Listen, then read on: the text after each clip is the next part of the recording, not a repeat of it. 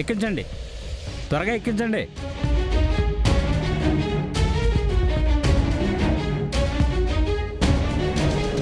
నమస్తే బాబు. నమస్తే. ఇక్కడంతా లోడ్ అయినట్టేనా? అంతా అయిపోయినట్టే బాబు. ఈ బస్తాలు ఎక్కించేస్తే అయిపోతుంది బాబు. మరి అక్కడ కూడా రెడీగా ఉన్నారు బాబు. మీరు ఇక్కడ కొబ్బరికాయ కొట్టేశారంటే అక్కడ వాళ్ళు కూడా బయలుదేరిపోతారు బాబు. కొబ్బరికాయ నేను కాదు, అమ్మ ముచ్చి కొడుతుంది. అప్పుడే మనం ఇక్కడ నుంచి కదలాలి. అంతవరకు అక్కడ వాళ్ళని కూడా వెయిట్ చేయమని చెప్పు. అలాగే బాబు. జాగ్రత్త. వినయ్, పద.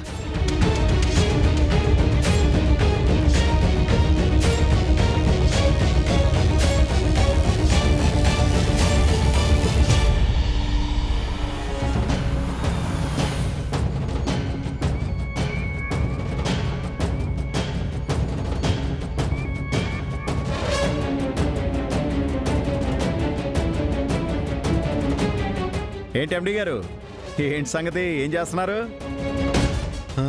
కళ్ళేమన్నా కాకులు ఎత్తుకెళ్ళాయా కదా మామా?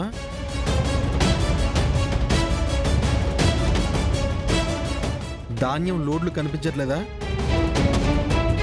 ఓహో, ఈ ధాన్యం లోడులన్నీ మన ఫ్యాక్టరీకి వెళ్తున్నాయా ఇప్పుడు? ఓసిన పిఏ, ఫ్యాక్టరీ కాక సినిమా హాల్కి వెళ్తాయా ఏంటి? అంతేలే, ఇప్పటిదాకా మీ అమ్మకి, నీకు, మీ అందరికీ సినిమా చూపించారు కదా. మా అమ్మమ్మ దెబ్బకి దిమ్మ తిరిగి ఇలా మాట్లాడుతున్నారనుకుంటా.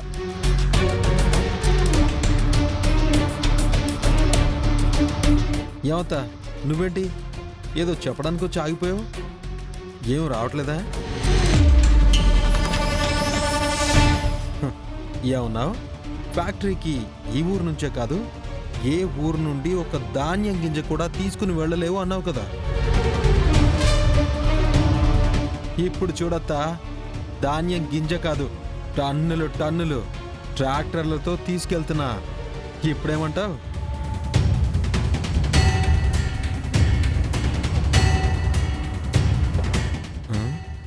అదేంటి మాట్లాడవేంటి? ఓ, బయటికి ఇంకా రావడం లేదా? ఇదిగో పకోడి, మా అమ్మ సైలెంట్గా ఉంది కదా అని మరీ భుజాలు ఎగరేకు. ధాన్యం లోడెత్తగానే నువ్వు గెలిచినట్టు కాదు.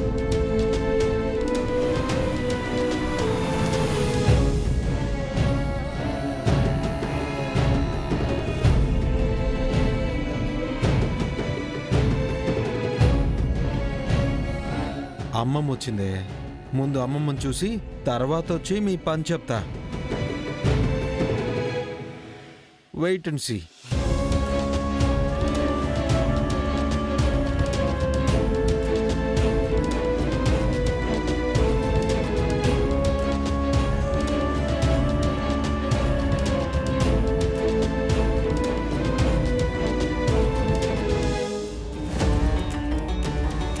అమ్మమ్మ, కొబ్బరికాయ నువ్వే కొట్టాలని నీకోసమే ఎదురు చూస్తున్నా.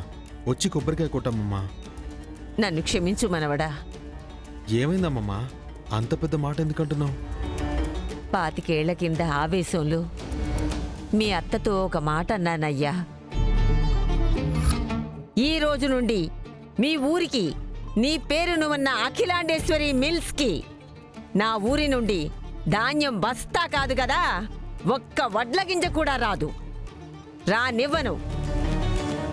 ఇది నా మాట. ఇప్పుడు ఆ అఖిలాండేశ్వరి నా దగ్గరకు వచ్చి ఆ మాటని గుర్తు చేసి, మరి మాట మీద నిలబడే నువ్వు, ప్రాణం పోయినా మాట తప్పని నువ్వు, ఇప్పుడు నీ మనవడికి ధాన్యాన్ని అప్పగిస్తే ఆ ధాన్యం వెళ్ళేది నా మిల్లుకే కదత్తా. అప్పుడు నువ్వు మాట తప్పినట్టే కదా.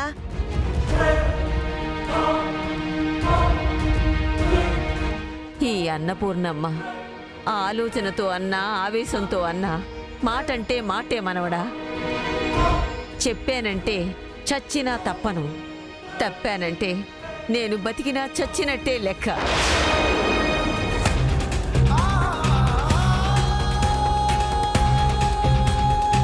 కానీ నీకోసం నాకు చావు ఒక లెక్క కాదు మనవడా. అయ్యో అమ్మమ్మ, చావు మాట ఎత్తొద్దు. నువ్వు 100 ఏళ్ళు సంతోషంగా ఉండాలి. సంతోషంగా ఎలా ఉండాలి మనవడా? నువ్వంతమంది వర్కర్ల జీవితాలు నిలబెట్టడం కోసం నువ్వింత తిప్పలు పడుతున్నావు. ఇప్పుడు ధాన్యం లేకపోతే వాళ్ళ జీవితాలు ఏమవుతాయి? పందెం ఓడిపోతే నీ భార్యకి నువ్వు దూరం అవుతావు. చెల్లిని తల్లిని తీసుకొని ఊరు వదిలి నిన్ను వెళ్ళిపోమంటుంది కదా అఖిల. నిజమే అమ్మమ్మా.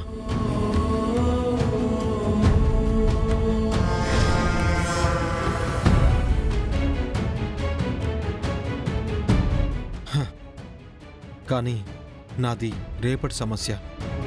రేపు నాకు తలెత్తే పరిస్థితులకి భయపడో బాధపడో ఇవాళ నువ్వు మాట తప్పి తలదించుకోవాల్సిన పరిస్థితి నీకు రాకూడదమ్మమ్మా. నన్ను క్షమించు మనవడా. అయ్యో అమ్మమ్మా, మళ్ళీ ఏంటా మాటలు? ఇప్పుడేమైందని? ఆ పందెంకి ఇంకా గడువు ఉంది కదా. ఆఖరి నిమిషం వరకు ప్రయత్నాలు చేస్తాను. నీ ఆశీర్వాదం నా పైనుంటే ఏదో ఒక దారి దొరకపోదా చెప్పు?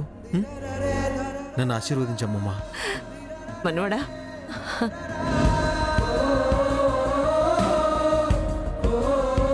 వస్తాను మనవడా.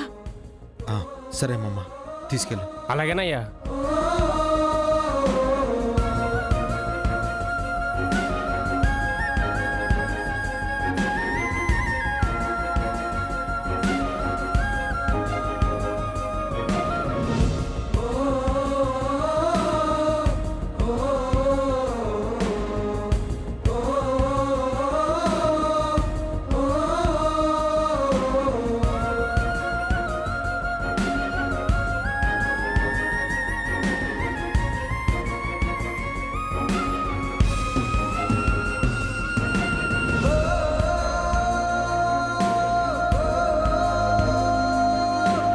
ఏంటి బాబు, అన్నపూర్ణమ్మ గారు కొబ్బరికాయ కొట్టాకే బయలుదేరమన్నారు. అమ్మగారు వెళ్ళిపోయారేంటి? ఇప్పుడెక్కడికి కదిలేదు లేదు. మీరు వెనక్కి వెళ్ళిపోండి. లోడు గోడౌన్లో అన్లోడ్ చేయండి.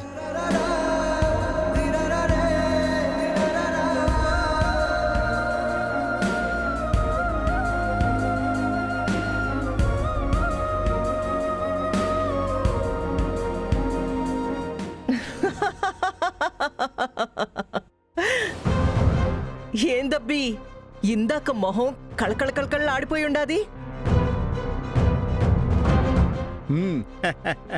ఇంతలోనే మొహంలో కాంతి మొత్తం పోయిండదేంది?